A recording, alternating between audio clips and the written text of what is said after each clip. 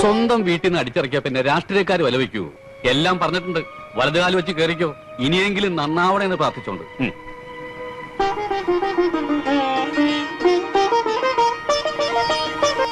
नारियल का पानी എന്താ नारियल पानी ക്യാ ക്യാ हमको पीने के लिए नारियल का पानी लावो.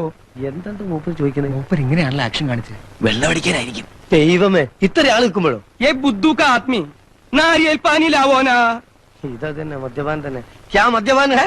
മലയാളത്തില് ഇതുവരെ ഇറങ്ങിയിട്ടുള്ളതിൽ വെച്ച് ഏറ്റവും നല്ല രാഷ്ട്രീയ ആക്ഷേപഹാസ്യ സിനിമയായി എനിക്ക് തോന്നിയിട്ടുള്ള ചിത്രമാണ് സന്ദേശം. 1991 ശ്രീനിവാസൻ സത്യനന്ദിക്കാട് കൂട്ടുകെട്ടിൽ പുറത്തിറങ്ങിയ ഈ ചിത്രം അന്ധമായ രാഷ്ട്രീയം കുടുംബത്തെയും സമൂഹത്തെയും എങ്ങനെ ദോഷകരമായി സ്വാധീനിക്കുന്നു എന്ന് വളരെ രസകരമായി പറഞ്ഞിരിക്കുന്നു. പോളണ്ടിനെ പറ്റി നീ ഒരക്ഷരം മിണ്ടരുതെന്ന ഈ സിനിമയിലെ അതിപ്രശസ്തമായ ഡയലോഗ് അത് ഒരിക്കലെങ്കിലും പറയാത്ത മലയാളികൾ വളരെ ചുരുക്കമായിരിക്കും.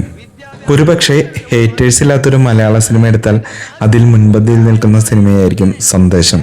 കോഴിക്കോട് ജില്ലയിലെ എലത്തൂരിനടുത്തുള്ള ഈ വീട്ടിൽ വെച്ച് തന്നെയാണ് അദ്വൈതം, വെള്ളാനകളുടെ നാട് എന്നീ സിനിമകളും ചിത്രീകരിച്ചിട്ടുള്ളത്. വിദ്യാഭ്യാസമുള്ള ഒരുത്തനും നമ്മളെ പാർട്ടിയിലില്ലേ?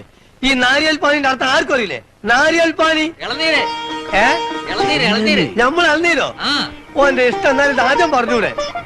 ക്യാ ഇളനീര് ഹേ?